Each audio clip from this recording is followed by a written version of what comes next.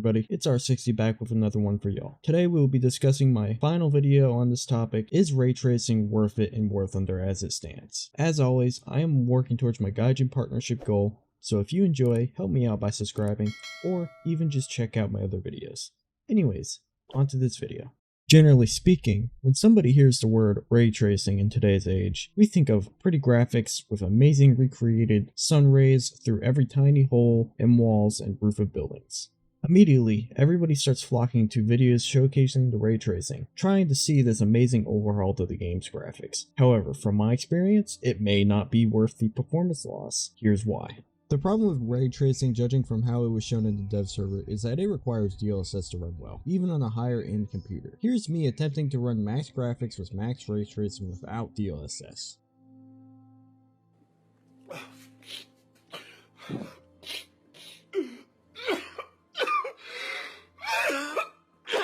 And that is the reason I didn't showcase it. Sure, if you could make out any of the quality out of that FPS, it may have looked pretty, but I was getting an absolutely unplayable frame rate. Keep in mind, this is an RTX 4070 Ti, one of the top-end cards you can get without selling your soul to greedy corporations. Throughout those videos, I received some comments that made sense, like this one, which is a very valid argument. Unfortunately, unless you are on a minimum of an $1,000 RTX 4080, you will not be able to run this without any form of upscaling. The upscaling is where this distant blurriness comes from. It also doesn't help that this is a very basic form of ray tracing. You get reflections off windows and very nice water reflections. But that's just a problem. In order to properly showcase ray tracing to its full extent, I was forced to use a rainy map to showcase the reflections and overhauls. Keep in mind how rare it is to get a rainy map as of now in an actual ground RB match. Now, of course, I'm not saying that can't change. However, as of right now, within the dev server, you are unable to get a rainy map like this. Just in case you didn't know, DLSS works by taking a lower quality image, for example 720p, and upscales it, in this example say 1080p. It does this by using your GPU to produce a higher image quality. This comes with its side effects though, such as artifacts in the distance, blurry images in certain spots of the screen, latency increase, which can be reduced by NVIDIA's low latency setting. However, I think you can see the problem here. These are all things that you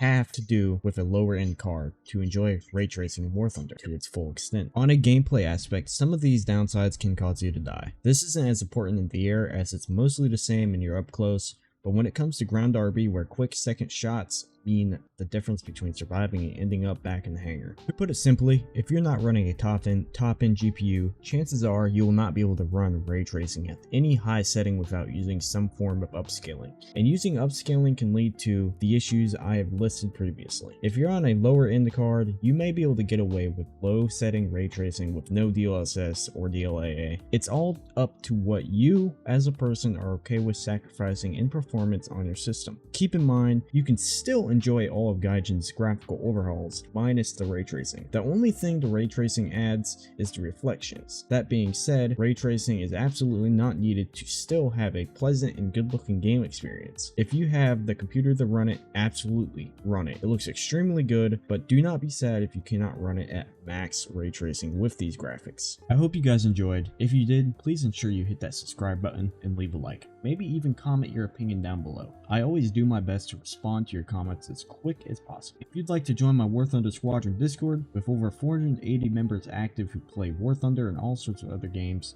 link will be below. Anyways, this is R60 and I'll see you all in the next one. Peace.